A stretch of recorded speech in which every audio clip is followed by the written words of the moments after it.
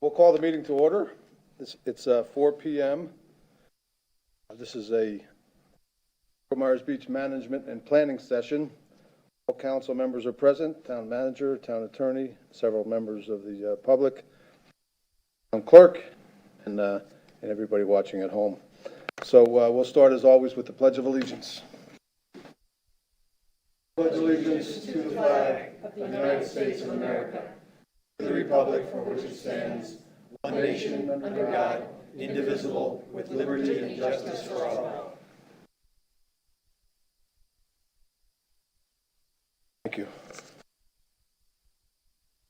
A little tidbit of information here for the next cocktail party you're at.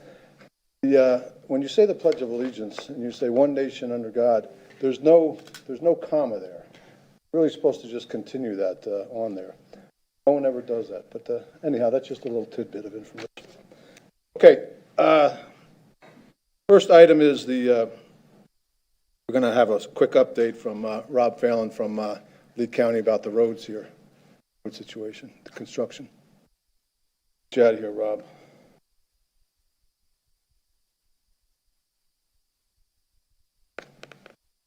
Rob Phelan for the record, Lee County DOT. I'm just here to answer any questions. We're still progressing along on segment 5-6. You can kind of see the movement that's happening there as how the traffic's been shifted over. We've moved it away from the bumpy roller coaster pavement that was out there. I'm sure everybody appreciates that.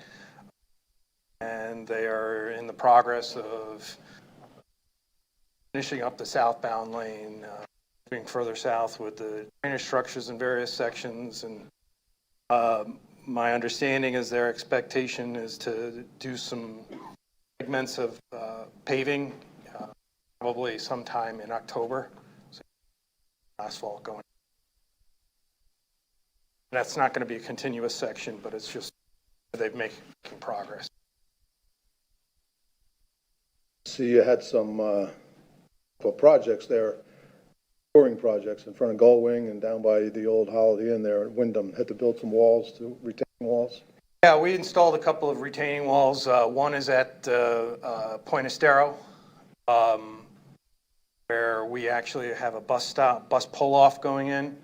So over the years, their landscaping was considerably in the right-of-way, and that's one of those areas where consistently throughout the beach is reclaim the portions of right-of-way that people have been utilizing over the years. Rather than working to take the whole berm down, we put up a section of retaining wall in that area, and then we also did a retaining wall along the parking lot of the Wyndham. Traditional flood zone right there. That's a heavy flood zone. Yes, hopefully it'll get better because we've installed a couple of drainage inlets on the side there that'll pick up most of their runoff, plus the runoff that's part of Estero will be contained in the drainage system. Whereas before it was in a pitch that maybe some of the pipes weren't performing as best as over the years, over the 40. Any questions for Rob? Rob, are those retaining walls permanent or temporary? Those are permanent retaining walls, and there may be some additional retaining walls as we move south. As we go south of Luminaire, we're working with some of the individual property owners in that area to try to acquire some slope easements. And if we're unsuccessful in getting those slope easements, our other alternative is short sections of retaining wall in those areas, just because of the great differences between the road and those mostly beachside properties. We've begun very preliminary discussions of appropriate vegetation between the curb and the sidewalk. Just curious if you had any thoughts or recommendations of what other areas of Lee County have done successfully aside from utilizing grass. I'm not really an expert on landscaping. Most of the work that we do is primarily limited to either back or floor-tam grass, which requires irrigation. That's our typical utilization, unless we have a specific landscape plan prepared for corridors, and we typically don't do landscaping on the edge of the roadway. Our landscaping is generally limited to the road. Our folks have used, they've used some peanut grass successfully. although I don't know exactly what the requirements are of peanut grass, whether that requires irrigation. That's one of the vegetation that's been asked. Thank you. I just, one last question, and I don't mean to put you on the spot. If you don't know, you don't know, but we're going to have a conversation on lighting for Estero Boulevard after your presentation or soon after. And I'm curious, a product, an all-amber product has been referenced, the Visionaire product, and it's apparently been standardized by Lee County DOT. And I was curious if you're familiar with the Visionaire product. I think we're using it here on the island by the signal. I was curious if you know anything about it and what your experience has been with it. I have no personal experience with it. That's one of the new products that's on the FDOT APL list for a product list where they've actually evaluated the performance of those fixtures and have approved those for use on state projects and projects that utilize state funding, which both the Crescent Street signal and the town's signal at Old San Carlos are utilized. Is there anywhere else in Lee County that it's being utilized? No, there's no other location where we've had to utilize amber lighting. Typically only have to do that in areas that are coastal communities, and don't have lighting on Captiva. Sanibel's its own community, so they control their lighting, and haven't done any lighting projects on Bonita Beach Road. Potentially in an area where you may have lighting. The causeway, the approach to the Sanibel Causeway is now going on years old or so. That does have some turtle lighting on it, which we were required to utilize, but that's the old style halogen lights, so not the new LED fixture coming out recently. Thank you. I have one quick question, going back to the retaining walls. I had someone ask about the finish on it. Are they going to stay that concrete finish that you see like in front of Gullwing, or are they going to be stuccoed, or are there any options as far as the property owners that are by there? We don't intend on stuccoing them. I would expect, we installed a similar retaining wall near Williams, the tennis court by Williams. I would expect that the other retaining walls would have the same finish on. Thank you. And are you still on schedule to finish by the end of the year? Last I heard, they were still on target to do the paving of the final structural course paving by the end of the year. Okay, thanks a lot, Rob. Okay, we'll move on to the next item. As Florida Department of Transportation is going to update us on the bridge at Matanzas Pass. Afternoon. Good afternoon, everyone. My name is DeJuan Harris, and as you mentioned, I work for the Florida Department of Transportation, and I am here to give an update on the 865 project from north of Crescent Street Bridge to just north of the Hurricane Bay Bridge. And I have with me here today a few members of the design team. We have our Southwest Area Office Director, Mr. Wayne Gaither, to my right here. We have our supervisor for the Southwest Area Office Project Management, Sean Pugh. We've got our landscape architect for District 1 FDOT, Darryl Richard, and we also have the engineer of record, Mr. Henry Belrose. Have all those names for the record. We'll get started here. So this is a great, exciting project that, you guys know there's been numerous planning studies for the State Road 865 corridor. This is the first project that actually made it to the design phase, and I'm going to give you a little bit of overview. Card.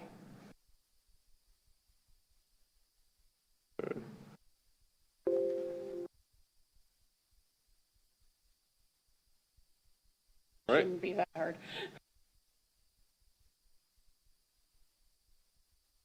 Okay. Just give them some kind of a, Okay, I'll just say next Audible.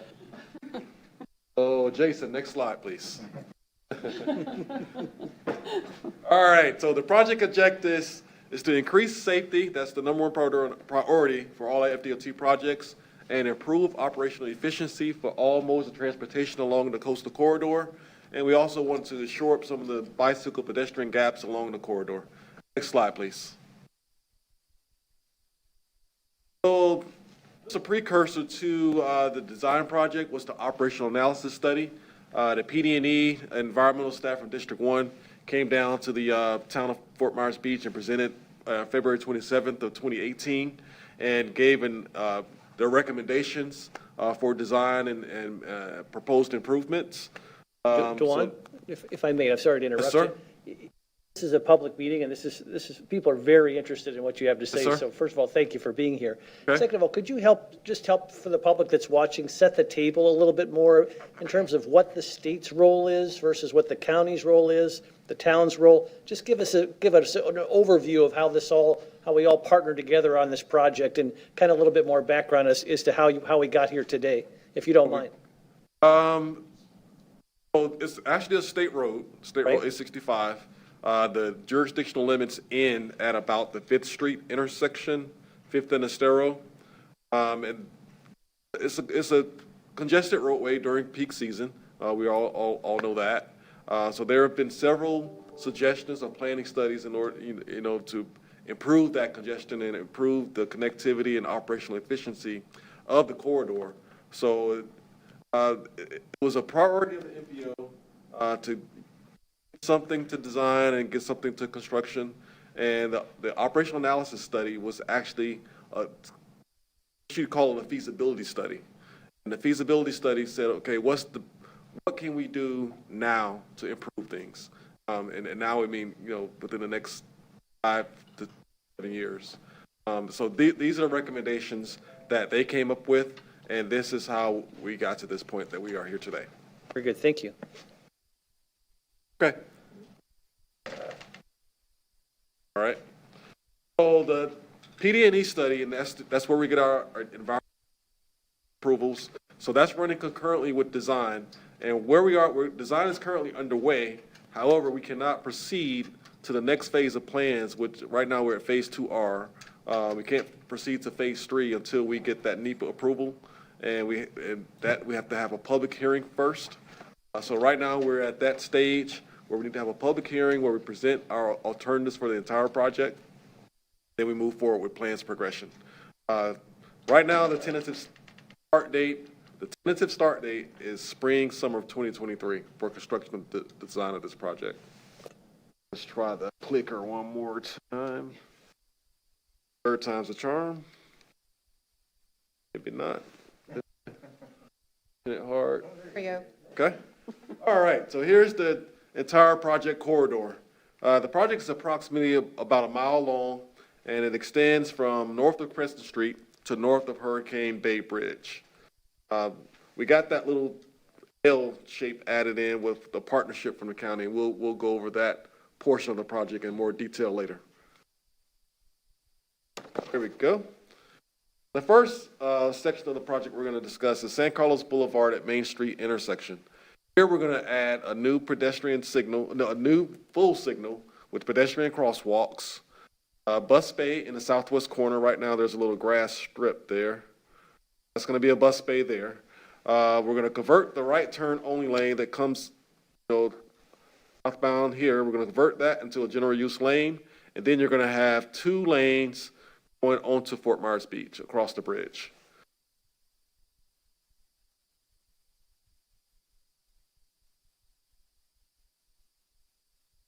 All right, so the next section,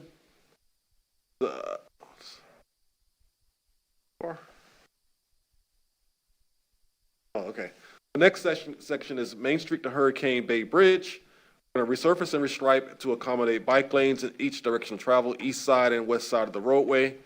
We conducted a speed study back in February, and the results of that study were conclusive to lower the posted speed limit from 45 to 40 miles per hour.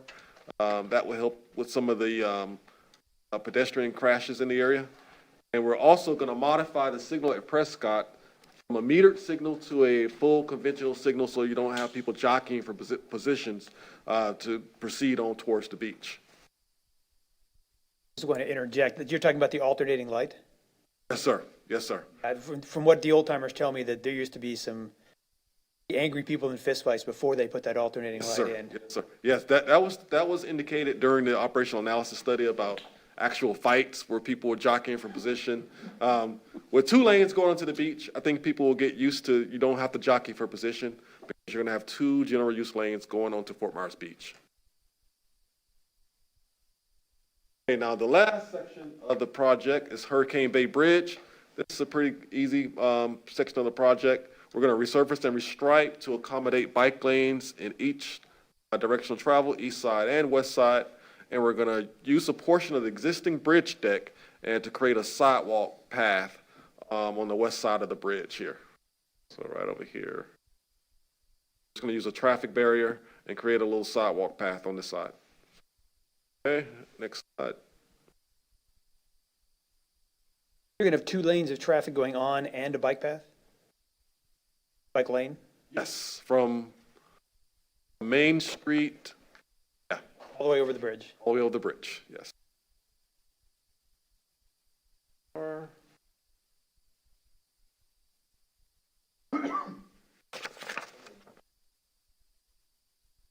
Jason, can you go backwards for me?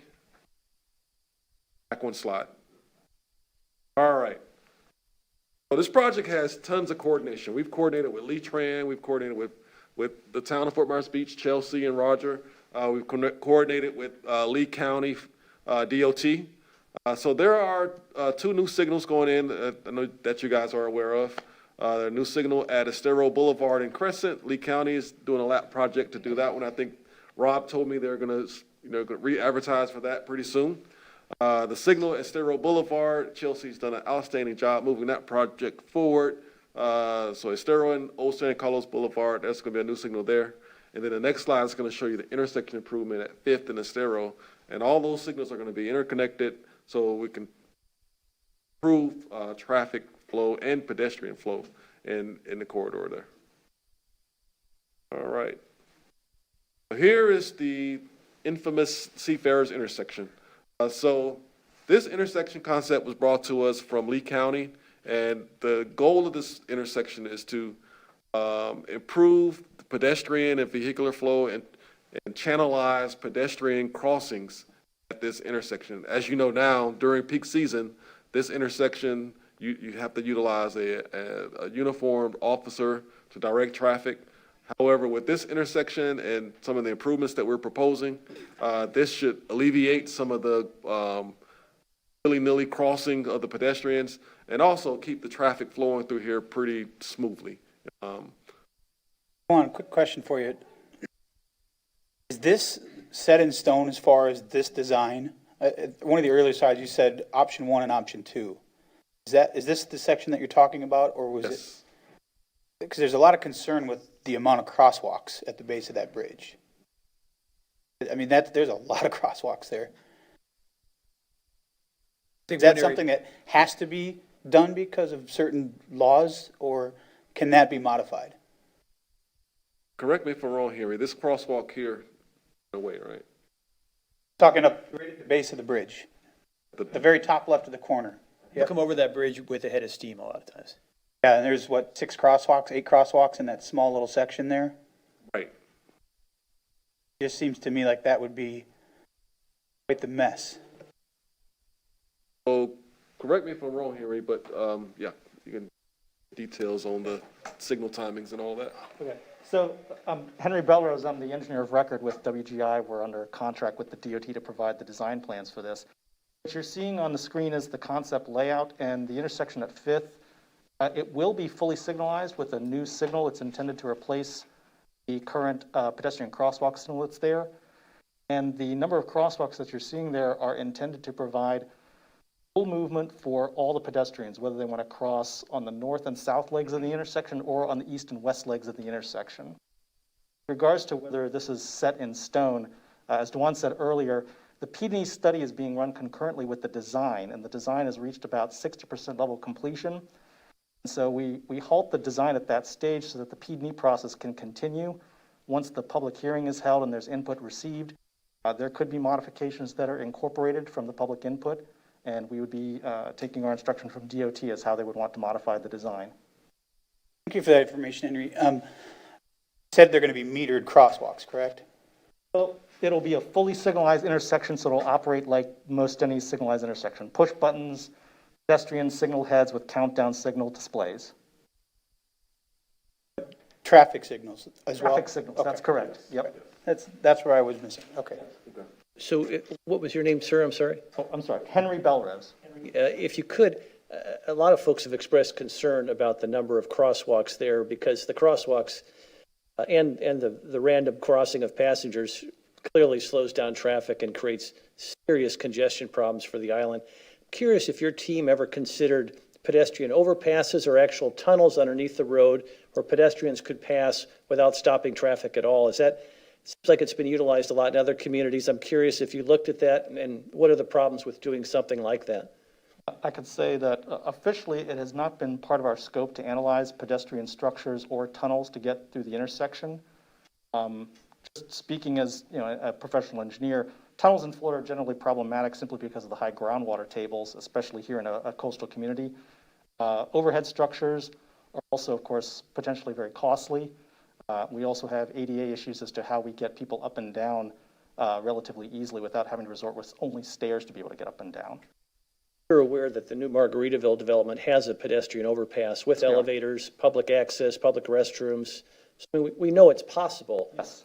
I just hope you at least continue to think about that in terms of options, because the number of crosswalks slowing down the traffic flow is really it gives a lot of us pause. We're very thankful you're here. We're very thankful you're looking at solutions.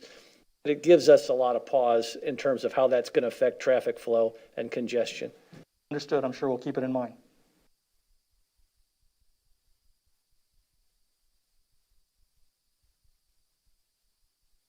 Also, as part of this intersection, to help assist with the traffic flow, we have 2 bus bays, one on the north side here, one on the south side. This north side would be closest to the Margaritaville, and it was designed to accommodate the trams that Lee Tran is currently utilizing during season. There's also a bus bay down on the south side here as well. And with that, let me give one last requisite. Oops. Back, please, Jason. Well, currently,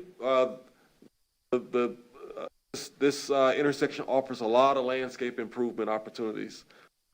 However, the next few slides are going to show some of the landscape plans that our landscape architect has drafted for this concept. However, for us to secure funding for the landscape portion of the project, we will need to have some type of maintenance commitment, either from the county or the town of Fort Myers Beach.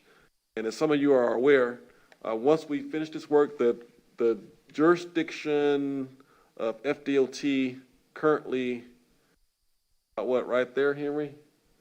In there? Up in there, yep. Yes. Well, this project is kind of a partnership between Lee County and FDOT because there is some jurisdictional overlap. However, when we finish this project, it's going to be roadway, all already belonging to the county. So just north of here, just before the bridge, before it starts to elevate, that's going to all be transferred over to the county. However, we still will require a maintenance agreement for the elaborate landscaping that we're going to show in the next few slides. And with that, if Darryl Richard can go through the landscaping, because I am not a landscape expert. So. I personally didn't design the plans you'll see, but the consulting firm. Could you just identify yourself one more time? Darryl Richard, Thank you. District Landscape Architect for FDOT out of Bartow.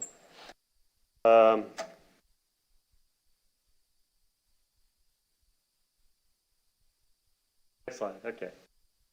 Let's see, so this, basically the plant palette proposed for this project is Florida-friendly landscaping, appropriate for fault tolerance. It's a really nice, actually mixed color and texture in our areas.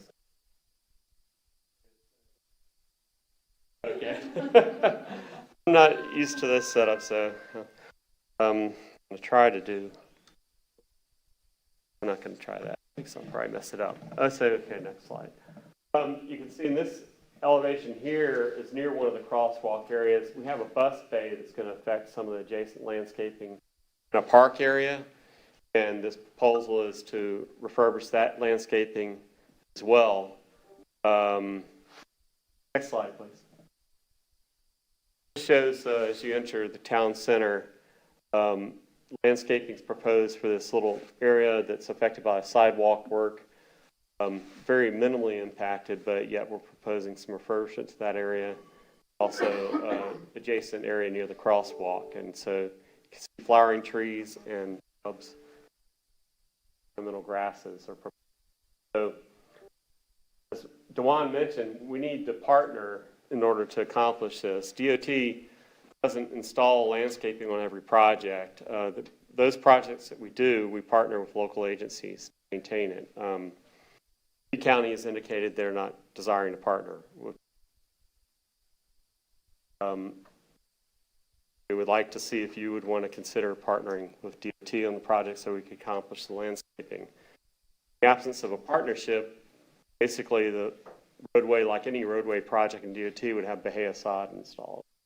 Would be the because we like to do these projects because it gives you a good opportunity for the community to have a nice identity, community identity where you have landscaping. It's good for tourism and whole, everybody understands. Love to see landscaping. Maybe you go to visit, beach area. So it's kind of part of the theme, if you will, if you want to create a sense of place for the downtown area other than what you already have. So it would be nice, especially as you first enter the area, which most people, have to be honest, before I really even worked for DOT, went to the area, I consider the whole area town of Fort Myers Beach. And really think, DOT owns this road, so Lee County, I don't have a map in my mind to tell me that. I know I'm going to Fort Myers Beach. So you have to think about that as far as the sense of place and how a visitor perceives space. As a landscape architect, that's our forte. We create spaces for people. So I encourage you to think about that and consider opportunity for partnership. Henry, sorry to interrupt. Do you have an idea or an estimate, not to pin you down, but you'd mentioned this is an elaborate landscaping idea. Do you have an idea what the cost would be for what you're presenting? I believe the initial construction costs around $600,000 ballpark. I don't have the exact figure in my mind. It's just like I hear it on the printout, but I think it's about $600,000 for installation. Then thereafter, maintenance, of course, would be a cost. It would have to be assessed whether if you wanted to take it on. DOT is a standard specification. We have 2-year establishment period in our spec that we could implement. If you desire to partner with DOT, we have 2 years where the project is established and maintained, where a lot of kinks are worked out. It's not quite working in that area. Whatever happens on certain projects, that contract would be responsible to remedy those issues, irrigation issues for adjustment. So by the end of that 2-year period, everything should be grown in, and we could transfer it over to the local agency if you decide to partner. I really appreciate what you said about having this be an attractive first impression. The old saying is you only have one chance to make a first impression, and when you come over that bridge to see not only the beautiful ocean, but to see it really nicely landscaped, sets the tone. I think that's really important. But I have a question. As you were considering your landscape, and you've got all these various crosswalks, have you thought strategically about some, again, attractively placed guardrails or handrails that prevent pedestrians from crossing outside the crosswalks? That's a real challenge in terms of clogging up traffic. There's a lot of folks down there milling about, and if they're waiting on a stoplight, sometimes they'll cross in between the stoplights. I don't know if you could utilize landscaping to do that. I don't know if there's certain handrails that could be utilized. We see them a little bit on Estero Boulevard now. I just think channeling the pedestrians to the crosswalks in very high trafficked areas is really important as well. And I just wondered if you thought about that at all. So I assume you all have been around here during the congested periods and see what goes on around here. I just think that's an area that we need to really look at in addition to the vegetation, which is beautiful, by the way. I don't know about guardrails or handrails of this type that, maybe the engineer could speak to that. It's really out of my arena. I'm always about So the because plans. of the reconfiguration of the roadway, when we implement the signal and the Seafarers Intersection, the guardrail that's right there in front of that store right now, we're gonna actually take that out because there's gonna be a full signal there. So traffic has to slow for, or yield for that signal. And with the landscaping there, that's gonna give a perception that the roadway is narrower, so it should also slow down traffic. And that's one of the objectives of the landscape, is to channelize pedestrians so we get them to cross in the crosswalks where we want them to cross. It does So- assist with it. Of course, it's not in our, if you look at any engineering design guidelines, it's not specifically a requirement for an engineering standard per se, of course, Right. but the landscaping would help channelize pedestrians. And you could probably put some unfriendly vegetation there, Spanish bayonet I had in mind. so that'll keep people out. I have a little concern. You said they're taking Bougainvillea. that current guardrail out in front of what is the ice cream shop there? Yes, sir. I don't know if you're aware, at least We are once a year, aware we that- have someone that drives into that thing. Yeah, our maintenance office has given me several calls about hits there and the constant need to go out there and replace it. However, we have assured them that with the new geometry of the intersection, those hits should be mitigated. Just draw a little pause as far as if it doesn't, and someone seriously gets hurt there, who's going to be liable for that? Didn't bring their lawyer with them, Dan.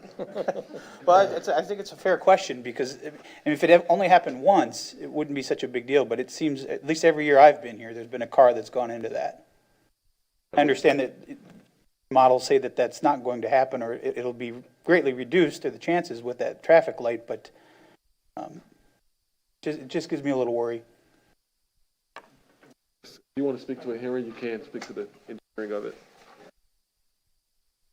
Henry Belrose again with WGI. So, Councilmember, this goes back to your earlier question about has the design been set in stone and the number of crosswalks that are in the area.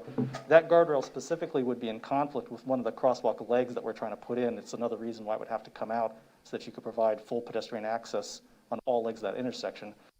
And if the concern is great enough from the local community, the feedback that we received during the public hearing, and the department chooses to incorporate, that intersection could be potentially modified. My concern isn't just that intersection, it's overall through that area, channeling the pedestrians to the crosswalks so they're not crossing illegally, slowing traffic down. People are on vacation, they're good-natured, they let people cross, it slows everything down, and it's a real challenge. As you had mentioned earlier, the potential for installing unfriendly landscape, that is a conversation that as the engineer and the landscape architect we've had about not unfriendly landscape, but what would be the best way to put it? Almost like a barrier landscape, something that's thick enough, that's shrubby enough, that's tall enough, without obstructing views for the vehicles and views for the pedestrians, that discourages people from trying to cut through mid-block, and again, helps to channelize them to the correct crosswalk location. We have a question while you're still up there. During the presentations that the county made for the new bridge, the Big Carlos Pass Bridge that they were proposing, they had their presentations and where they had the big scaled models and so forth laid out where people could actually get a real good feeling of how things interacted and so forth. Is there anything like that envisioned in your scope for your public hearings? Any models? Actual physical model Yes. has not been prepared yet. At this point, we simply have the renderings that we could put up on the screen. Is there something that's coming along those lines, or? As of right now, no. We would coordinate with the department as far as what type of materials that they would want us to present at the hearing. And you're going to let us know, of course, when these public hearings are and everything else Absolutely. and so on. Okay. In lieu of a model, can you actually create a video that shows traffic flow and actually have a live, shows how the vehicles will flow, what lanes will be going which way, just so the public can have a better understanding of how the traffic will flow under this new design? Could you do something like that? Sure, that's definitely possible. Visualization tools are one of the things that we have for public meetings and public hearings, and so we'll coordinate with the department on how This they want to convey particular that slide information. is not terribly helpful to, not this one, but the one that shows the roundabout, if you will, for lack of a better term. it's difficult to envision the traffic flow under that scenario, but if you created a video that showed the vehicles going in the appropriate directions, I think it would give people a better sense as to how the traffic would flow under this particular design. Or as the mayor said, if you want to build a model too, that might even be better, whatever you think. If you had any comparisons to like Old 41, their roundabouts and how they landscape down there, or Fifth Avenue down in Naples, or different areas that you could show how they utilize the landscape as part of a traffic and pedestrian interaction. You know, if you use some examples to show, that'd be helpful for everybody. No problem. Any other questions for the group here? But I would also say, that I understand that this, with the signal that you'll change the traffic flow some ways, but I'm really with Councilman Allers here, that I can see someone trying to beat that light coming through there, and we don't have a whole lot of hills here in this part of Florida, so people tend to come out that thing pretty fast, and it seems like that's closer than it really is. So I think you need some kind of protection there from those businesses, from people trying to beat that light and coming around that corner fast. I'd also kind of request, and I know this is a Florida-friendly landscaping, if we could maybe make it a native landscape. There's only a few plants I saw on the list that are not native, that there could be replacements for. Be a native. We'll take it under consideration. Dewan, could you share with us what the proposed overall budget is for this entire project? And how does it break down? Is it all state funds, or does the county contribute some? I know that you're asking the town to help with the maintenance of this, of some of the landscaping. I'm just curious at the overall numbers of costs projections at this point. Currently, the construction budget is $6.2 million, the entire project. The county has verbally committed to giving us about $400,000 for the intersection improvement. We're going to be drafting up a memorandum of understanding and a agreement to solidify that fund partnership. So that's where we are. That includes the bridge. That includes the bridge, yes. So, yeah. Talk a little bit about some of the improvements for the bridge. If someone's walking across the bridge or taking their bike across, how will this project change what they see once it's complete? Right now, we are evaluating alternatives for crossing across the bridge. We are conducting some tests by our state materials office to assess what we can actually do to the bridge. That's ongoing, and we will. Once we get a final determination on what we can actually do across the Matanzas Pass Bridge, we're going to present those alternatives at the public hearing. And Dewan, I'm sure you're talking to our town manager and trying to coordinate your schedule in concert with the Times Square renovation, with Margaritaville, and all the other exciting things we have planned. So hopefully, do you feel as if at this point you'll be able to work in concert with the various schedules that are going on around you? Yes. We're in constant coordination with all the various stakeholders, with the projects in the vicinity, Seafarers, Margaritaville, the Times Square paver improvement project, which is also going to be a LAP project. And I'm also the LAP JPA project manager, so I get those plans, I see those plans, I share those plans with Henry. The two signal projects are both LAP projects, so we have those plans. So yeah, we are making sure everything is in concert. And with all our projects, we want to make sure that we try to minimize any throwaway with these projects. To be good stewards of public funding. And one more thing, this is kind of a little bit of pie in the sky, but you know how it is in the season. You've heard the stories about the traffic, and this is the one way on and off the island from the north. We see all these plans seem to be focused on moving cars as opposed to moving people. And I'm talking about, is there any way possible we could come up with a lane that could be used for, say, shuttle buses or the trolley, that could move people in a way that they're not caught in traffic if they get on one of these shuttles, as opposed to having the trolley sit in traffic like everybody else, which really reduces its value considerably. That was something that was evaluated during the operational analysis study. However, they did find in that study that it was more efficient to keep 2 lanes onto the island and not just keep that dedicated trolley lane. And like I said before, we are evaluating a way, some type of pedestrian path across the west side of the west side of the bridge. Cost for landscaping is roughly $200,000 cost in the DOT project today. We haven't got final plans development like stage development, so once we get final plans, we'll have the cost factor up. So this project is 200K and not 600, or is that for Yeah, something? it's 200K, so it's a lot less than but, you know, it would be a DOT bid, we would pay for the installation in the 2 years. Upon, you know, once we get in, if we have a partner. You have a partner, so if we pay, then you'll pay. Well, if you pay on, if you can maintain it after it's. Main- Oh, I see, the maintenance And cost. after the Okay. 2-year establishment period. You know, like I say, I've been doing landscaping about 20+ years. Project that's fully grown in, that makes a big difference. Establishment period, sell a lot of the kinks, and it's a lot. The town knows more about what it is to maintain by that point. Multiple reviews. Mission takes place, And then someone mentioned that some of the non-natives, some of the landscape architect did analysis of the area, analysis of the existing plant material, some of them non-native, and determined that they're low water use and easily maintained in the localized area. So some of those plants you'll see.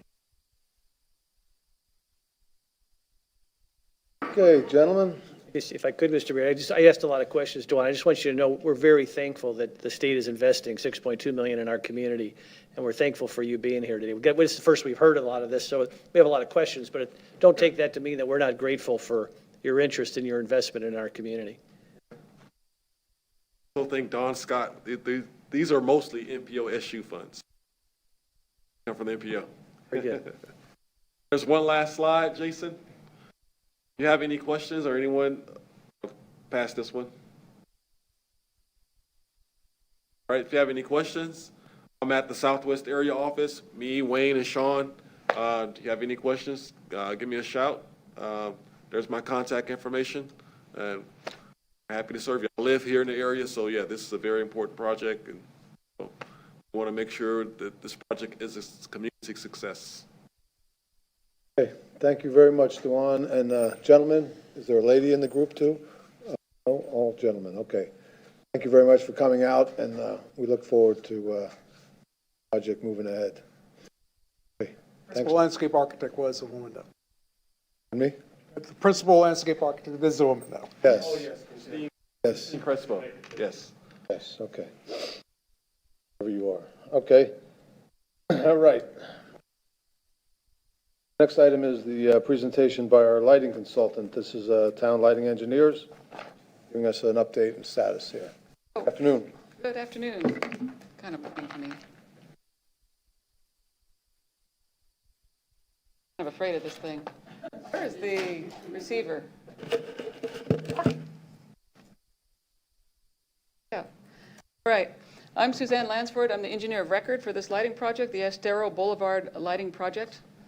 With me today is Ed Kramer, is a manufacturing and product specialist and a lighting designer, and also Joe Hancock, who is our utility standards specialist.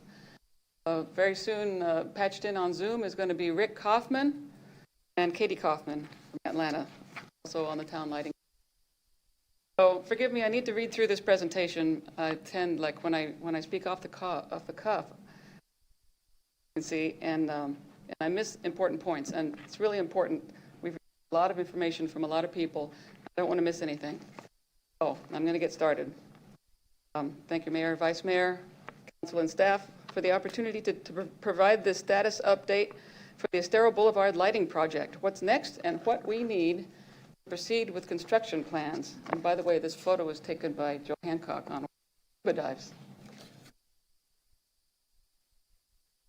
Why we're here, I know this lighting is small, but this is basically for my note. As projects like this evolve, I always need to remind myself to go back to the contract and to the RFP, the request for proposals, the RFP.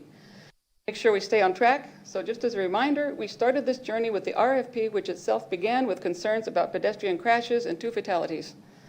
And that was one of the reasons we wanted to look at lighting. Excerpt from the RFP that notes the vast majority of the crashes occurred after sunset. This is even worse. You don't have to read this, just listen. Here's the purpose of scope. It's up here to remind me to tell you. The purpose of this design bid build project is to develop a set of specifications and construct a street safety lighting system that meets the current best design practices of the Florida Fish and Wildlife Conservation Commission, that's the FWC, and the Florida Department of Transportation, the FDOT, their guidelines for street lights along Estero Boulevard. Also, there's some scope related to advice for side streets. For now, I want to focus on Estero Boulevard because that's where we need to move ahead with construction plans. Scope says we will coordinate and implement the selected lighting alternative that council selects. So far to date, a lot of activities, and actually in a non-sensitive area, we would have been submitting final design construction plans by now for our permit approval. So we've taken a lot of time with meetings and audits and meeting with stakeholders. So far, the kickoff meeting was March 24th via Zoom. We created and showed a video about the Estero Boulevard project, its scope and challenges, and the consensus there was that people wanted lighting that made Estero Boulevard safer for drivers, bicyclists, and pedestrians at night, and it has to be safe for turtles too. Great, because that basically described our project scope. In April, we did a preliminary design field activity. We came out here and took a look at what was installed and where, because we need that for the design. In May, we had another stakeholder meeting via Zoom, and then more focused meetings with the Public Safety Advisory Committee and the Marine Resources Task Force. Provide information about lighting, solicit feedback, answer questions from that feedback, and more questions and comments that we received subsequently by email. We submitted a stakeholder feedback report that answered questions and included information on design options for lighting related to light color and system ownership. I think that's part of your packet as attachment 5. And in July, we met again with a joint session of Public Safety and Marine Resources Task Force Advisory Committees, which we really appreciated because it was in July and people were expecting a break in July, so thank you for that. Both committees asked for more detail and more clarity on the design options, so we compiled that information in a report which you received last week. It's in the packet for this meeting, along with the previous stakeholder report that answered a lot of general questions that tend to come up about lighting. 60 pages of stuff. I promise not to drag you through the 60 pages of content today. Brings us to today. The next step in our scope would be, to quote the RFP, coordinate and implement the selected lighting alternative that the town selects, meaning we need to start preparing the design documents. To proceed with that, we need council to provide some direction, and that is namely, I don't know if I'm doing it or he's doing it, but I feel like I'm doing it. On light color. Again, for now, this is just for Estero Boulevard. Do we want the light to be amber year-round, all white, or do we want the ability to switch to amber during nesting season and white outside of nesting season? On ownership, will the town own it, or will Florida Power and Light continue to own it similar to now with the lights installed on electric vehicles? That ownership decision needs to be made because it affects what information we put on the plans. First, about the color. Amber light or white light? When we say amber light, we're talking about the 560 nanometer wavelength light, which is a very warm color, as you can see from the photo on the left. When we say turtle-friendly amber, this is what we're talking about.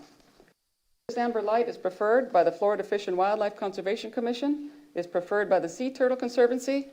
Marine Resources Task Force has expressed a strong preference for this amber light, not only during nesting season, but during the entire year. FDOT calls for this color amber for state roads and wildlife-sensitive areas, so if Estero Boulevard were a state road, the state would require this color amber lighting. All year? All year. Side note, so we don't have design information on this particular photo, so we don't know if the lights were intended to satisfy any design criteria, so we can't speak to the brightness or the uniformity. This is just to show the color. And you can see the difference in color rendition from the headlights of the parked car. What's good about amber light is it's better for wildlife. The only reason we're talking about anything other than amber is that people don't see as well under this color as under white light. How well people see is important when we're looking for ways to improve the safety of drivers, bicyclists, and pedestrians at night. Amber light fixtures are available. Most of them are kind of underpowered, but we're seeing some better performing ones now starting to be available. Fish and Wildlife Conservation Commission has told us that they have streetlight projects on hold. Lack of amber lights that are good enough to meet the lighting design criteria, so we're putting them in touch with some of the manufacturers we've been talking to of higher power amber luminaires. There's white light on the right. On the right is from a course given by the Florida Department of Transportation that I attended this past June. Street lighting and electrical calculations for state road projects. In that class, instructors showed different color temperature lights and said for street and roadway lighting, 4,000 Kelvin white light, which is the one that's circled, which also happens to be close to the color of moonlight, although of course moonlight is much dimmer, should be used because research showed it provides about 20 feet more detection distance for drivers to avoid an obstacle. That increase might be enough to give a driver an extra moment to avoid a pedestrian or bicyclist on the road. So some of the stakeholders have asked us, can you tell us how much safer really is white light? How many fewer accidents or how many injuries or fatalities will be experienced under white light as opposed to amber light? What's a percentage reduction we can expect? And we don't know that answer because we don't know when an accident is going to occur. We only know that what research tells us is that the 4,000 Kelvin white light gives people more time to avoid accidents, and those results were significant enough for the state to include that recommendation for 4,000 Kelvin white light in their training class on lighting. Results for 4,000 Kelvin were better than the warmer color temperatures. So the image from the training class showed different color temperatures with the 4,000 Kelvin is circled. To the left of it is a brighter white at 5,700 Kelvin, and then to the bottom are warmer color temperatures. The results for 4,000 Kelvin were better than the warmer color temperatures and even better than the higher, whiter color temperatures. So it's not true that the brighter white, the better. 4,000 Kelvin seemed to be the sweet spot. Amber turtle-friendly light was not in that study for detection distance and response time. If you wanted to approximate the color temperature of turtle-friendly light, it would probably fall around 1,700 Kelvin. So if white light is so great, I asked, is it possible, can't we design a streetlight system that's fully shielded from the beach and look after it so that the shields are maintained all the time? And the answer is yes, we can, but the shape of the dune and the state of development on the island are changing all the time. The light that was not visible one year could become visible a year or two later, and you'd have to go back. A more likely challenge, and one that we're seeing right now, white light, is that during nesting season, if there is a disorientation event where a turtle hatchling does not head toward the water, scientists want to know why that happened. Maybe there was an obstacle on the beach, a hole, sandcastles, they tell us keep the beaches there and take what you brought, debris on the beach, but they're also going to look for a light. If white light is present, even if it's fully shielded, it can be identified as a potential cause of disorientation if there's any visible reflection off of a pavement or off of building or off of the light pole itself, or even sky glow on a humid day if they see a bright white sky glow over a white light. That light would have to be mitigated, which usually means turned off. And once it's off, it stays off for all the future nesting seasons in future years. And that's why we have more than 50 lights out right now on Estero Boulevard. It's not that there were 50 turtle disorientation events this year. It's the collection of all of the previous events from all the past years. And that can only grow if we keep the same lighting there. Say that can only grow, that means we'll just turn off one more and one more and more. It's from the previous years where a light was suspected of contributing to a disorientation. Fortunately, and I looked for this, nobody, not even the FWC, keeps data about which light was a problem light. If there's a disorientation, there's a white light present, the turtle is usually determined to have had an adverse impact from that light. So the two problems with white light during nesting season would be difficult to manage, shielding the white lights due to changing conditions over the years, not to mention storm events. The beach really does need to be sealed from white light during nesting season. Second, because of how easy it is to point to a light and say a turtle was disoriented, maybe it was impacted by that light, and that light would have to go dark. And that's why we're considering this third option. Dual source luminaire that's amber during the 6 months of turtle nesting season and switchable to white during the other 6 months, the winter, which incidentally coincides with our period of more visitors to Fort Myers Beach. We have heard stakeholders and from the Sea Turtle Conservancy and the Florida Fish and Wildlife Conservation Commission that these types of switching fixtures often fail, which we don't understand because this product is in development. But actually, they use the same technology that Florida Power and Light uses to turn lights on and off, and that's proven pretty reliable. Don't know anything about the circumstances of the test that we're referring to where the switch failed, but we are interested in it. We received a letter earlier this week from the Fish and Wildlife Conservation Commission objecting to the switching idea, but expressing interest in the high-power amber light from the same manufacturer. The letter said that they would be willing to evaluate the amber. That statement has been interpreted by some to mean that they would not be willing to evaluate the switchable amber white luminaire. In our conversations with the FWC, they did express reluctance for the switching idea. We see that reluctance again in their letter, but they have not told us that they would not or could refuse to evaluate it.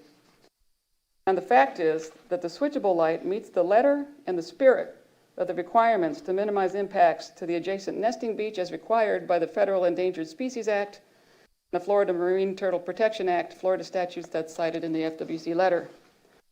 That's the color choice, white, amber, or both, dual source switchable. Could you just extrapolate on that just a little bit more? It sounds as if FWC is sending you a message that they wouldn't be happy with the dual source light, and you're saying they should be happy. Well, I think we got to be more sensitive to what their perspective is, right? Or as opposed to what you think they should be thinking. It seems to me that they're sending a message that that would not be acceptable to them, and it seems like you're saying, well, it should be acceptable to you, and it seems odd to put a lot of eggs in that basket when there seems to be, when it seems that solution doesn't seem to be in sync with what FWC is trying to send the message, what they'd like to see on the island. I guess I'm just confused by that. But we definitely need to have more conversations with the FWC about that, because here's where we're at right now. They've expressed reluctance. I think it'd be, it's definitely an option, and Joe is standing. Joe Hancock. We have ongoing conversations with FWC. What they said in writing, what they said in the conversations, that they could not support that. And we want to find out what the next level is. Switching is actually happening outside of Turtle Sea. It is an electronic version of what you all already do. Times Square, where you go out, you just take one lamp out, you put another lamp in. That's simpler, having it on site. Part of the issue is switching happens outside, and it's not really in the FWC purview. Are you saying there is a physical switch or is it an electronic switch? Electronic switch. Okay. Because I know, I got to tell you my personal experiences, I have some smart lights. And I've had times, including running things like a found and that are on a timer. I've had times when there has been intermittent power. And they will reset and they will come up sometimes unprogrammed and on. So I don't have any white lights anywhere near the beach that are on an electronic system, because when they do come up, you don't quite know, especially if it's like a intermittent power and it's cycling on and off really fast, it's resetting it. It can come up unprogrammed and it can come up on. I think that's probably the concern that they have. Right, and that's a lot of the conversation having that better feeling for it. So the lights right now, the 50 or 60 lights that are out there, I worked for Florida Power and Light and designed that system. I can tell you in detail how it works, more detail than anybody ever wants to hear. There's a central calendar kept on that. There's a central management system that has a calendar.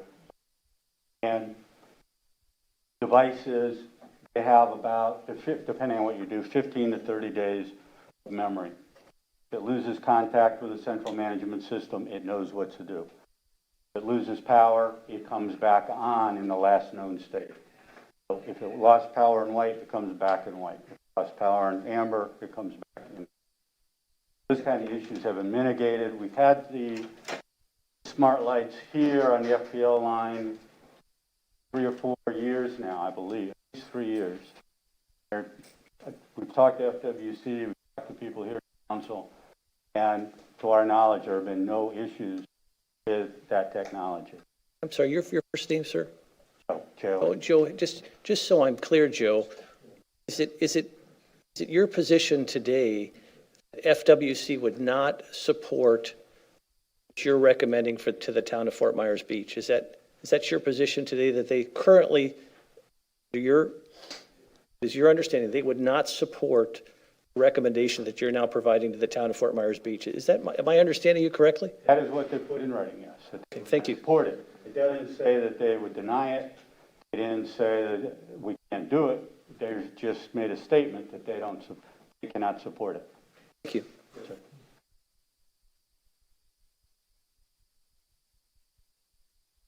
I want to be clear that we're not advocating for this bill. Right? We're just presenting it as an option and what the advantages would be to do to get that implemented. If you want us to do amber, we'll do amber. If you tell us you want us to fight the battle and go for white because of its safety advantages for people, we're going to do that too.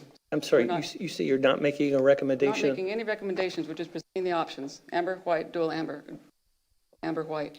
So you're not going to make any recommendations today? Okay, very good. We go on with that dual business. There are other beach communities around the state of Florida that are utilizing that right now? No, it's new. None? We do have places, as you know, by the intersection where people are taking out the amber lights and then putting them. When I talked, they were in a prototype stage. They had not yet developed a prototype.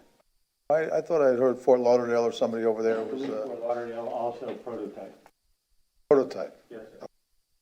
Right, thank you. I have a real quick question since we're on this, and these are the three choices. You know, in FWC and FDOT, they like to use words like preferred and recommended. Never do you hear required. I'm curious as to why it has to be. In my research, I've found lights that don't have to be 4,000 Kelvin. They could be 2,700 or 3,000. Would those work within the parameters of recommendation or preferred for FWC and FDOT? Yes, they would. I guess I'm confused as to why we're putting a color temperature on there if there's available options that are lower than 4,000. Does FP&L, does FDOT and FWC recommend anything? Because as I've read it, it says 4,000 is the maximum. So is there 2,700 Kelvin or 3,000 or 3,500 Kelvin temperature lights? We can separate FDOT from FW. So FDOT, yes, you could go 3,000, 3,500. But FDOT is concerned, and they're here, so I better get it right. There's lumens on the ground. What they're looking for is a certain illumination, and they have a preferred color. The color is not a driving factor. That's FDOT. FWC, when you're in a turtle nesting area, we leave the color temperature. We have to talk about nanometers, the spectrum that the light comes out in. FWC is extremely specific. No less than 560 nanometers in the light band. That would exclude what you're talking about, 2,700, 3,500, all of what we talk about in color temperatures. Okay, just for the record, I completely understand that FWC and FDOT are two separate entities. And I understand that FWC is amber and they don't like to move off that. But again, they use words like preferred and recommended. They don't say it's required. My question is, given an option of 4,000 Kelvin, when that's the maximum that FDOT has said they would be willing to use. We do have an obligation to take care of the turtles, but we also have an obligation to take care of our citizens. So I'm confused as to why we're using the maximum on one end and the minimum on the other. FWC, I believe, does say required. Is required to be 560 nanometers. I'm just reading from your report. It says specifications indicate a 4,000 Kelvin maximum. FDOT lighting design training materials identify 4,000 Kelvin as default. Yes, sir, that's FDOT. Yes, sir. I understand that. But again, I'm trying to get back to is there any scenario where you could say 2,700 Kelvin or 3,000 Kelvin would work in place of 4,000 Kelvin? Not to say that that's a decision one way or another, but would that work within the realm of FDOT? In FDOT, yes. With FWC, no. That's what I'm trying to get at. And I think that we're creating something here that could be mitigated a little bit by using one end of the spectrum versus the other end of the spectrum. Because we do have a dual obligation here. Just trying to get a point out there, so. And I think he's also responding or asking about something, a comment that we heard before when we said that the 4,000 Kelvin was recommended as default by FDOT. Back to their standard specifications, it does say maximum 4,000 Kelvin, which opens the door for options underneath. The reason that I have the slide presented the way it is because when I took the DOT training course, that's what they said about the color choices. That is not to say that we couldn't have a warmer color temperature to 3,000 if that's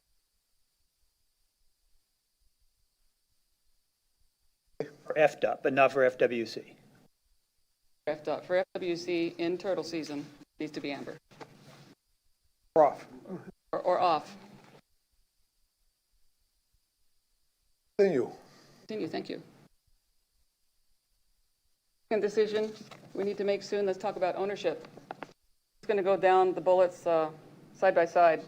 Town-owned systems generally have higher upfront costs. FPL-owned systems generally have higher lifetime costs. Town-owned system would be maintained by the town or by an engineering services company or maintenance company, and we've collected some estimated costs for that. It's in your packet. Florida Power and Light would maintain their own system, and those costs are included in the monthly fee for each luminaire. Also regarding the maintenance, FPL utility program systems are controlled by FPL's network, include a simple on-off control. FPL's network recognizes problems pretty quickly, but response times are not guaranteed. Town-owned systems allow the town better control over its operations and maintenance and allow for such improvements as guaranteed response time. If there's a turtle disorientation event, a town-owned system lets us figure out how to shield or re-aim or relocate a light. For FPL systems, they might put up a shield if efforts are made to ask for it, but mostly they've been turning the lights off. Also on a town-owned system, you can do whatever you want with the poles. You can put decorations on them, you can put banners, co-located Wi-Fi, 5G, cellular, electric vehicle chargers, lots of options, lots of different ways to offer a potential revenue stream. And of course, we can't do anything like that on an FPL pole because it's not ours, it's theirs. Just a quick question on these poles. If town-owned poles, could they go under the power lines, or would they have to go on the bay side? They could go under the power lines. We could either use a very low-level pole, or there is a utility conflict pole with a short vertical and an extended arm that goes out, and especially to avoid overhead utilities on the pole side. That avoids everything, not just the FP&L, but all the lower ones, the cable TV, the... I have a question. Earlier on, when we've been talking about this throughout the years, I heard a lot of terminology about a tariff program with FPL, and I'm no longer hearing that. Is the tariff program gone? No, the tariff program is another word for the FPL fees.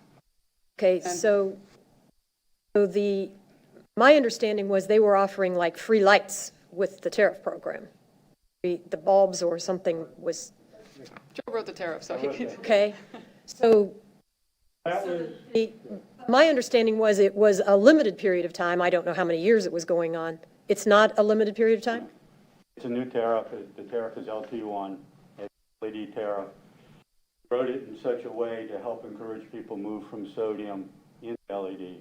The town has taken advantage of a number of the side streets.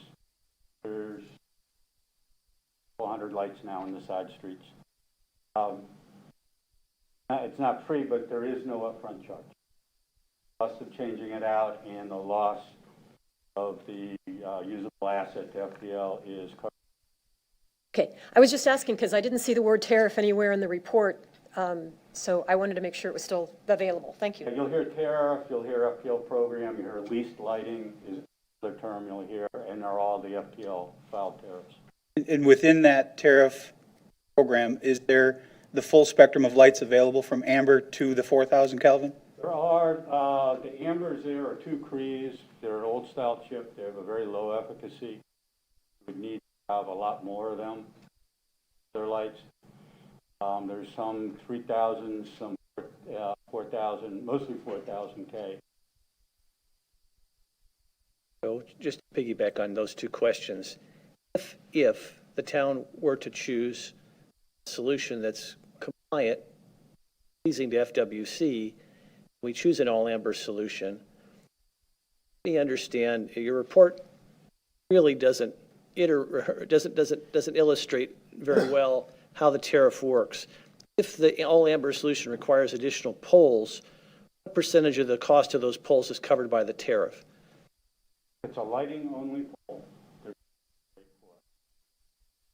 probably be concrete. It's a distribution pole, a current line pole, like what Florida Power and Light would require contribution in the cost of that pole. Those hardened hurricane poles run about $1,000 in place.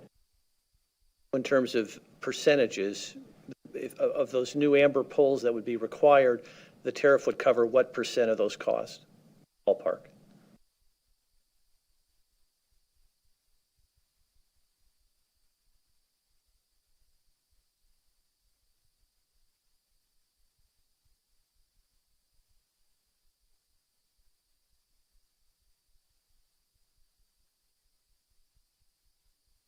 Those trees are first generation LED.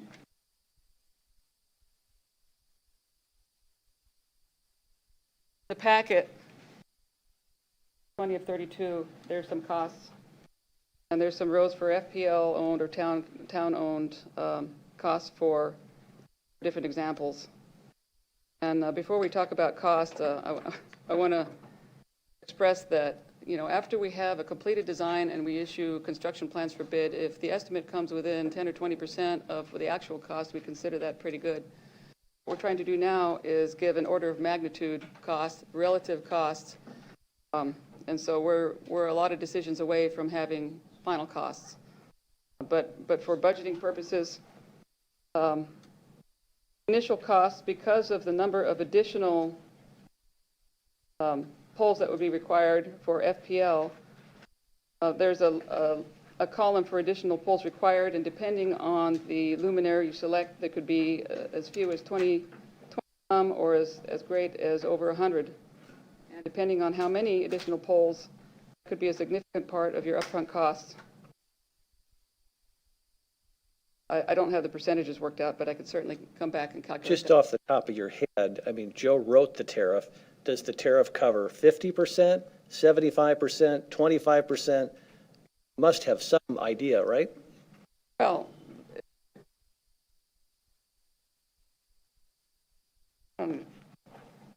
if there is a new pole that's needed that only has a light on it, and that will have no upfront cost. Is that about correct? So upfront cost that we're talking about here is if we're using FPL poles in the pole line, the distribution poles, then I think we have to pay 100% of each additional pole, right? 100% of those additional poles in the pole line. So if those are where the poles are, then it's 100%. If it's a light-only pole, then there's no upfront cost, and that is paid for over time in the tariff. These would be light-only poles, is that your understanding? It depends on how the design turns out. But we're talking about an all-amber solution. How would the design work out? You guys are the experts. How many of those would be light-only poles?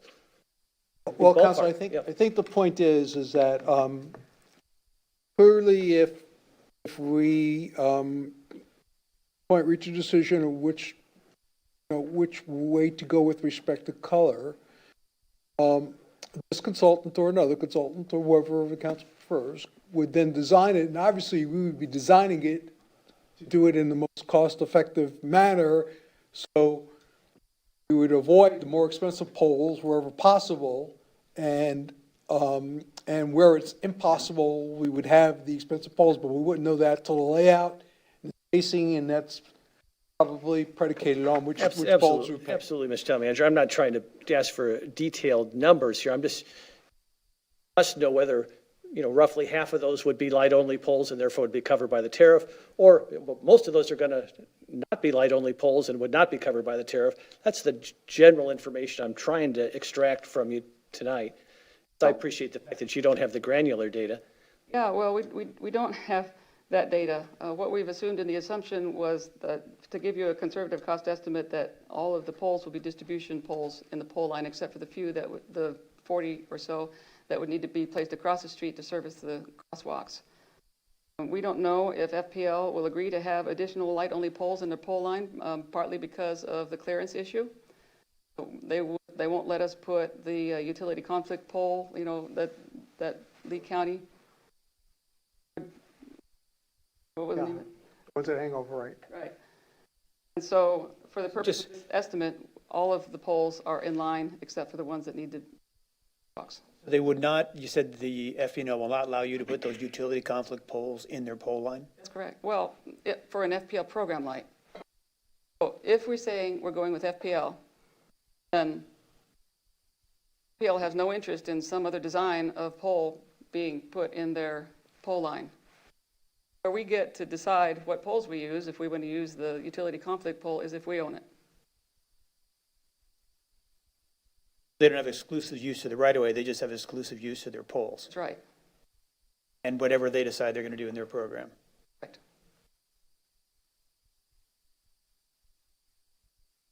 Yeah, I mean, if you step back and think about it, they don't want anybody in their pole line except themselves.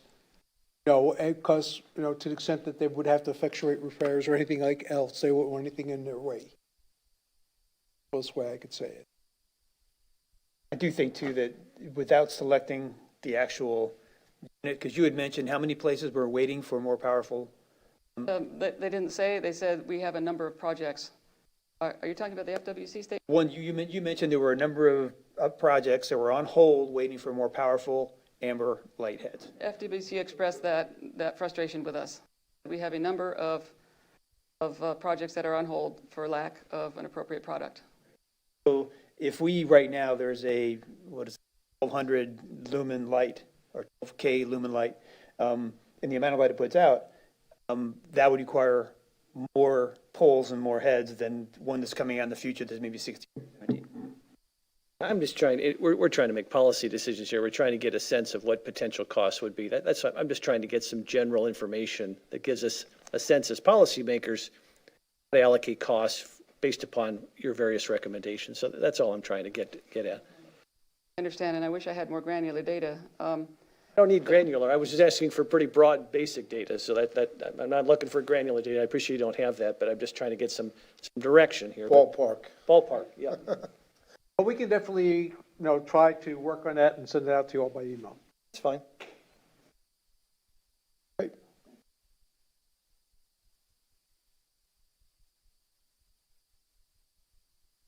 So the town asked us to look at some risks related to pursuing a lighting solution. There's some additional information for consideration.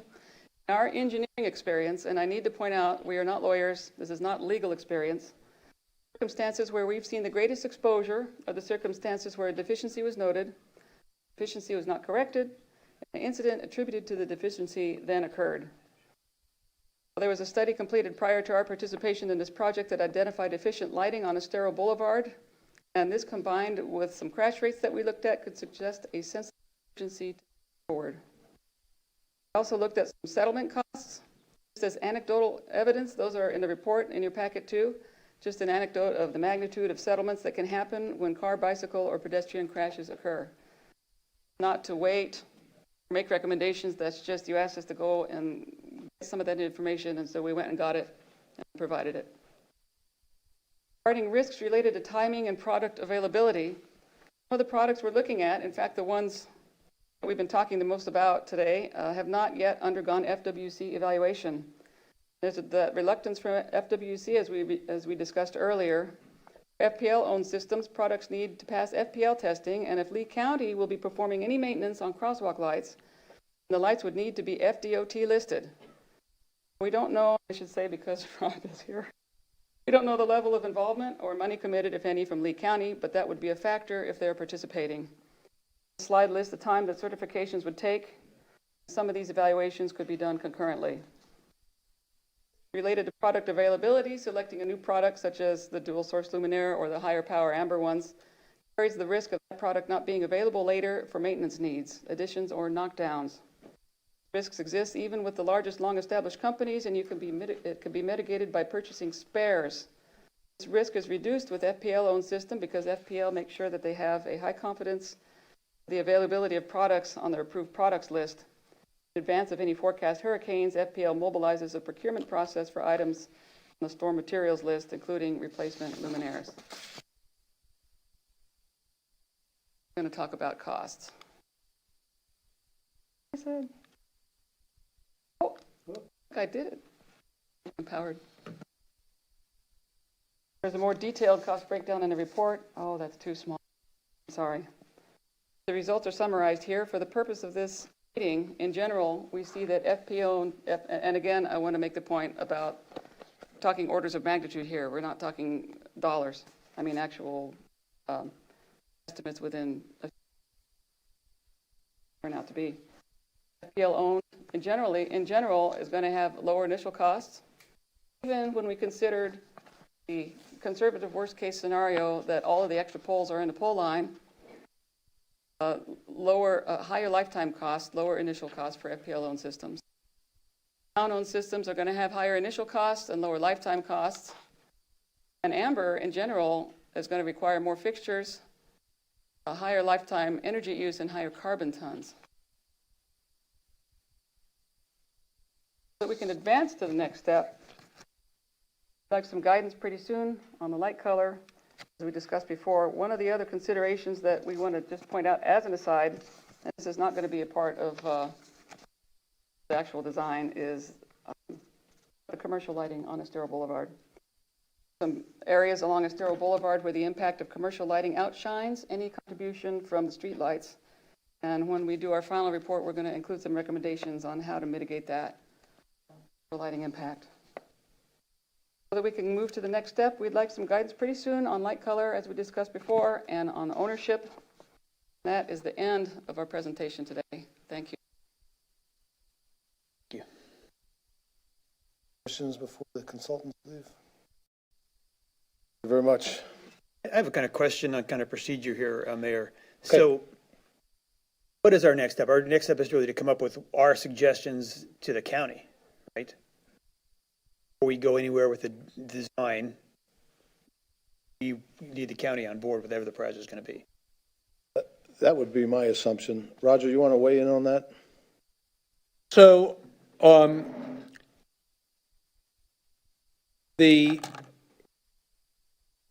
some point, the council would have to, I would say, call it your preferred option, if you will.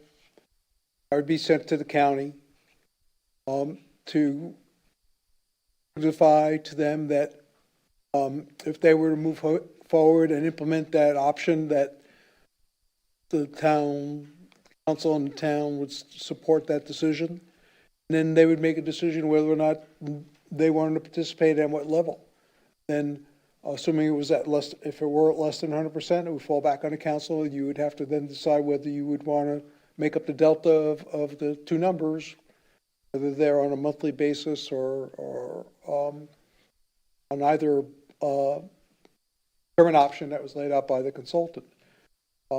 Obviously, if you wanted to take on the whole thing yourselves in the town, then of course you don't have to send it to the county. We would have to get permitting from them because it is their road. But we could just self-implement if that was the council's decision. Okay.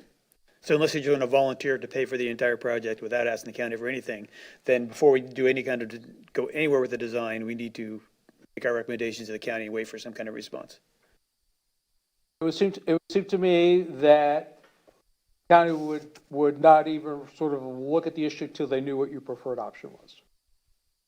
Now, is this something that we have to do by a resolution? Do we have to like advertise it? It's going to be on our calendar? Today's a management, today this was done under the management meeting,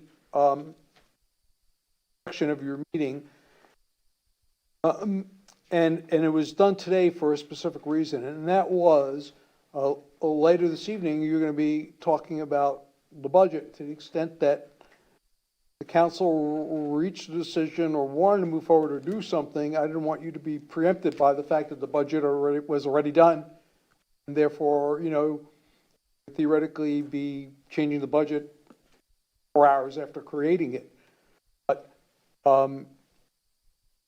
under the more likely circumstances is that you'll take everything in that you've heard today, and, you know, obviously, if you have additional questions, the consultant will try to answer those. If you have one tomorrow morning, you're not preempted from asking it. You can ask it tomorrow morning or this weekend or next weekend. Send it to them and they'll answer it for you, so that you and the public have heard the presentation, and then get some feedback from the constituents. Some of it may change, some of it may not change. Some of them have indicated to you what their position is on the issue already. And you, at a council meeting in October, if you're ready, we can have a debate and council can come up with a preferred option. And direct staff to communicate that to the county or not, or how you want to move forward, if you're ready to move forward. With our meeting, it was supposed to be half an hour ago, we would basically, that would be a timely place to go through and decide if we want to say have a town-owned system that would have budget ramifications, or if we thought we were doing things that were enough outside the tariff that would have budget ramifications. Well, you know, the answer is yes, if you know what you do, if you know exactly what you want to do. But you know, I don't think anyone walked in a room and expected you to have a finite answer tonight. But to the extent that if there was a consensus to move in a particular direction, and there was some consensus for beginning allocation to sort of get the ball rolling, we would have that in place. If I could just briefly, Roger, while the consultants are still here, could the consultants look into the cost of a solution that would be acceptable to FWC, which would be all amber? They compare the FP&L approved tariff-covered all amber solution that's currently in the books and approved by FP&L with this Visionaire amber product that's out on the market now that Lee County is starting to explore. Would you compare and contrast and cost, give some cost estimates, as well as give us a sense as the viability of that Visionaire product being included in the under the FP&L tariff, to see if it's even viable from that perspective? Fair? Understand. You want a cost scenario for the Visionaire, first of all amber acceptable to FWC. Visionaire versus which was the other? Current amber solution that's approved by FP&L on their tariff list. Just so you're aware. So, Probably need to speak into the mic. Yep. all right, yes.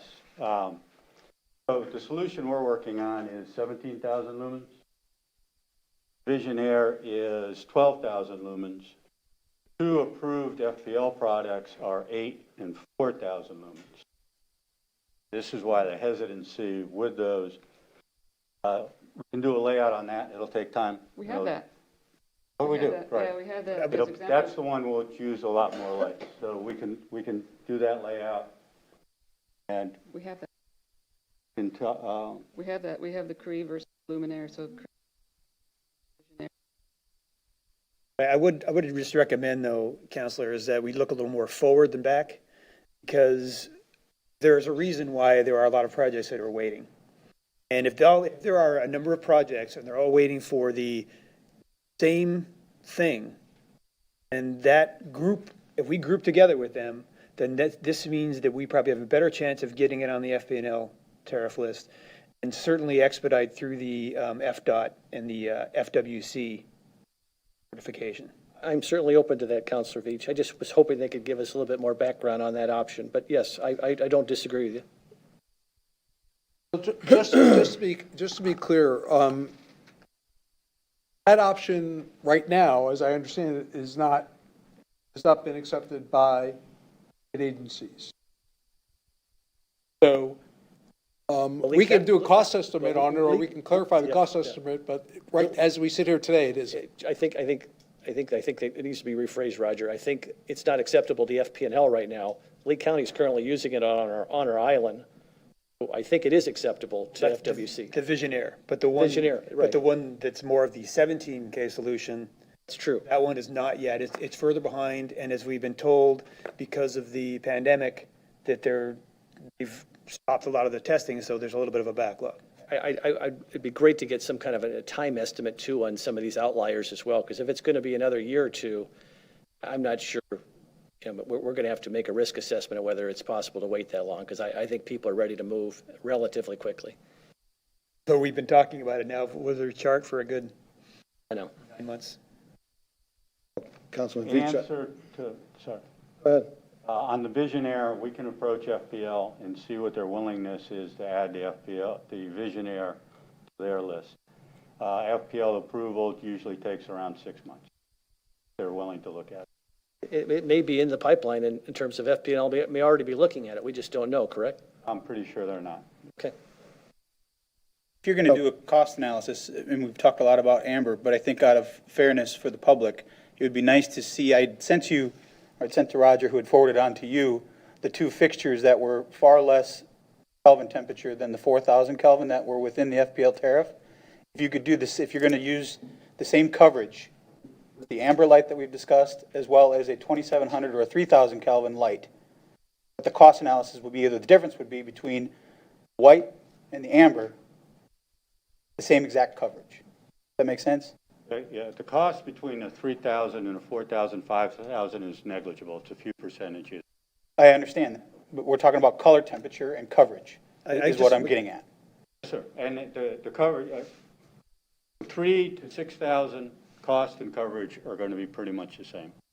2,700 is going to be great. We'll give them the number. You mentioned that amber is going to need more poles and more fixtures Yes, sir. versus the 3,000 Kelvin white light. I would like to see the cost comparison to get the same photometric study, or what would produce the same photometric study, from the 3,000 Kelvin LED light to the amber LED light. I would just have to say, Councilman, that we've heard from them, that FWC requires the amber lights.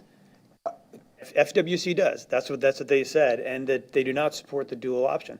I think we're fairly limited to what we're talking about, and I think that sooner or later we got to start focusing in on what we really want instead of having all these different options out there and getting nowhere with it. Well, I thought we were just talking about two options. What you're saying is you've already made up your mind, and that amber is the only way to go.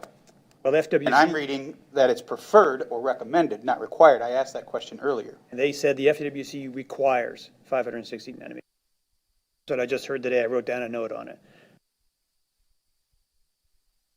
Well, I'll tell you what, Councilman Veach, you were kind of dancing around it earlier. But, the fact of the matter is that our main road, Estero Boulevard, is a county road, not our road. And whatever recommendations we give to Lee County, the ultimate decision is going to be made by Lee County.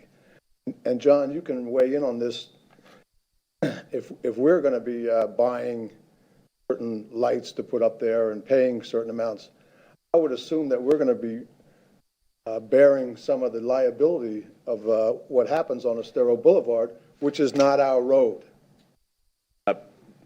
We're correct, Mayor, and historically, based upon my experiences as your city attorney, is that whenever situation like this, and the one that immediately comes to mind is the landscaping, the level landscaping, is the county will then try to, all due respect to the county, shift the responsibility and the liability to you. It relates to this issue. They're going to say, you want the lighting, you want it at a certain level that's maybe different than what we say, then we'll give you the ability to do that, but it's your responsibility, your liability. That's my educated guess. I don't see how they could possibly do that with a county-owned road if there was a tragedy where someone was killed out there. I don't see how they could say, hey, I'm sorry, but that was your decision to put those lights on. That's your road now. It's your responsibility. For those purposes, that is the reason why that governments enter into interlocal agreements as provided for under state law. There is a statutory mechanism where parties can Right. come to an agreement and share or shift responsibilities for certain aspects that otherwise would be the responsibility of one of the entities and shift it to the other.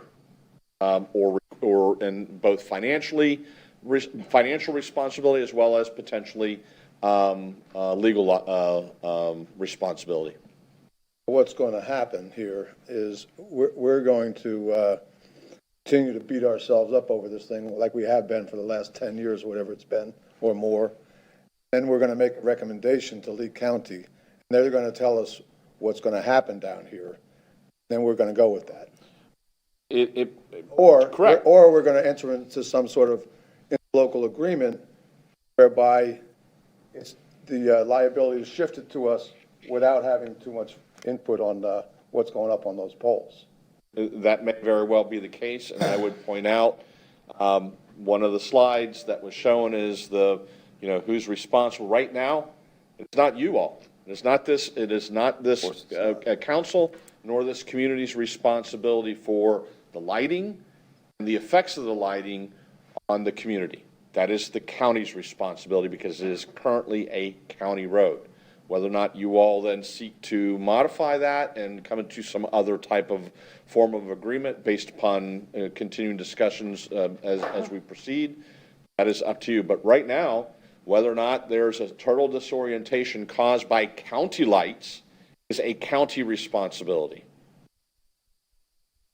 The problem is when there's a fatality out on Estero Boulevard, it's not, there was a fatality in Lee County. There was a fatality on Fort Myers Beach. That's correct, and I don't disagree with that. But to that slide, the point of that slide is, I'm making an assumption, maybe that's incorrect, that the county is aware of some issues that this community and others have raised about the appropriate level of lighting on. So they are on notice, as was mentioned and as discussed. They are on notice of these potential deficiencies, and ultimately, to the extent that they want to avoid future liability, it would be their responsibility in the absence of any other type of agreement to remedy that deficiency. Thank you very much. Anything else? That's kind of a point, though, because like you said, we have to get a permit from the county. So if we decide to put 4,000 Kelvin lights up and down this road, the county could say no. They could reject the permit because it doesn't meet the FWC guidelines.